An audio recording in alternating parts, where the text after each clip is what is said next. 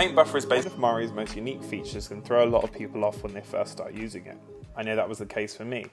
So in this lesson we're going to talk a bit about the paint buffer, how we use it when painting and projecting, and how we can set it up. The paint buffer is basically a piece of transparent glass in between you and the model. You paint on it, and then when you're happy you bake that paint down onto the geo into your current layer. I'm going to scale down my paint buffer just a little bit so it's a bit more obvious now. You can transform your paint buffer with this tool here.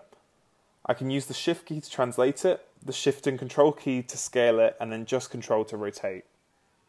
You can either reset it in the painting palette or by pressing the apostrophe key. The bottom button on our left toolbar also resets any paint buffer transformations we might have. Now we can see the edges of the paint buffer. Anything outside of this white box is outside of our buffer and means it will not collect our paint strokes. If you find yourself not able to paint on the edges of the screen, that's because the buffer is a square but the viewport is more rectangular, so be careful not to get caught out with that.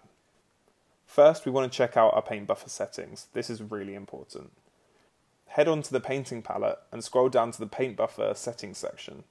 Here we can find a few options, the most important of which is size and color depth. You want to make sure your color depth is set to the same as your current channel, otherwise you'll be losing data when painting. Size, on the other hand, is a bit more lenient. That white box that we saw represents the paint buffer and will have the resolution that we set to here. If, for example, you have a patch resolution of 4K like I do, but then only had your paint buffer size set to 2K, then you won't be making the most of that patch and might get low resolution textures. But if you were to zoom in on your object and don't paint on the whole 4K patch at once, then you won't be losing as much resolution or any resolution even when using a lower res paint buffer. Next, let's talk mirroring, which lets you mirror your strokes across the mesh. This can help speeding up painting symmetrical meshes or details. If we scroll down the painting palette, we have a subsection called mirror projection. If we turn on the switch at the top, we will see a line appear on the mesh. I want to mirror on the front of my model, so I'm going to switch it to the Z-axis. The line is a bit off center. We could either move the model, but instead I'm going to create a custom mirror plane that lines up better. If you click the plus icon next to the attach drop-down menu, it will make a new mirror plane for us. It's still a bit off center, so I'm going to select it, then hit the P key to activate the transform tool on it.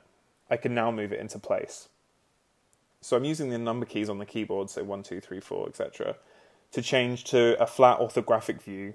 That means I've got a much better view to line up here.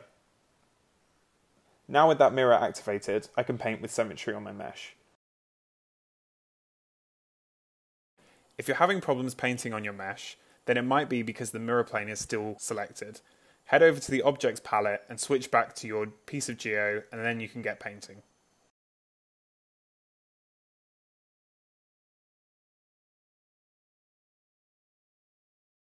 To stop, I just have to turn that switch off, or you can go to the left toolbar and turn it off from there. And from here you can also change the mirroring axis. We'll leave that video here, but in the next one we're going to talk in more depth about painting in Mari, so I'll see you there.